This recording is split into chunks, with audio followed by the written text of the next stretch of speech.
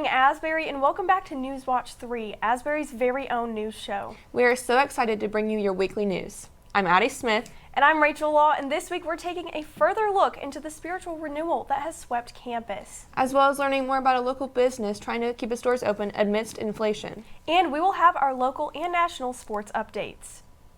What some are calling revival, awakening, or spiritual renewal on Asbury's campus is still going strong, with movement scheduled to be moved off campus by midweek. While continuous worship has stopped in Hughes, that has not stopped the event. And for days, Asbury and Wilmore have been packed with many coming to join in the celebration. Rachel actually takes us with a deeper look into the heart of the revival. In the small town of Wilmore, Kentucky, Asbury University's campus population of just over 1,000 is a little larger than normal. Thousands are gathered behind me for what some are calling a revival.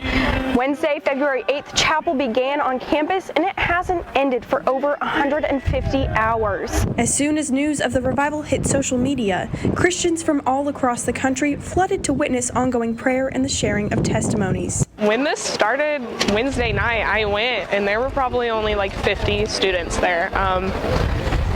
I didn't think it was going to turn into this. When pastor and Asbury men's soccer coach Zach Mearcreeps preached during Wednesday's chapel, he said prayer and worship just kept going. And then at the very end, I just asked if you want to stick around and experience the love of God or be filled with the Spirit. If you had any questions, I actually said I had coffee at 1 p.m.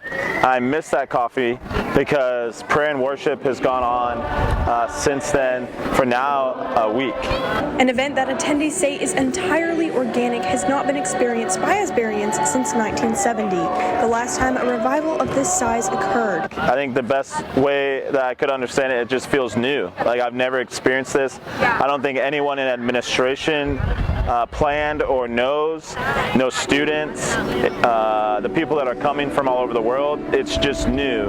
While excited about the influx of gatherers, students share they don't believe the town is the only place it can happen. There was nothing special about this space or the people inside it.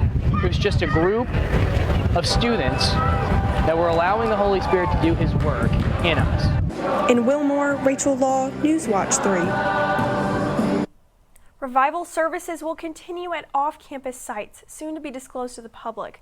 The new revival schedule is available on Asbury's website. The small town of Wilmore, Kentucky boasts only 2 stoplights and a few stores. Now, the long-standing IGA faces uncertainty as inflation fallout may send the store under. The store's owner, Leonard Fitch, has been in the family business since it was established in 1965. Now, Fitch says they can hardly afford the cost of refrigeration and delivery. The shelves lay barren as they have not been restocked in recent weeks. The cost of the pandemic left Fitch struggling, but with the rising prices, he says he cannot afford to rebound. According to Fitch's daughter, in a good year, they break even. They fell very short of that mark this year. Fitch has already sold his classic Corvette in an effort to keep the store open for as long as possible, but its future is still up in the air. As of now, nothing has been announced about the store closing, and Fitch and his family are still working to hold on to their family business. The recent revival has helped to increase business to the store, which has boosted their sales and given them the best month they've had in a while. Now, this weekend was full of big Asbury sports moments. With updates on our latest local and national sports news, Christian Kotwitz is here. Christian. Today, the city of New Orleans is abuzz because it is Mardi Gras. The day of festivities before the Lenten season has been a city tradition since 1699, and one woman has made it a lifelong tradition of her own for over a century.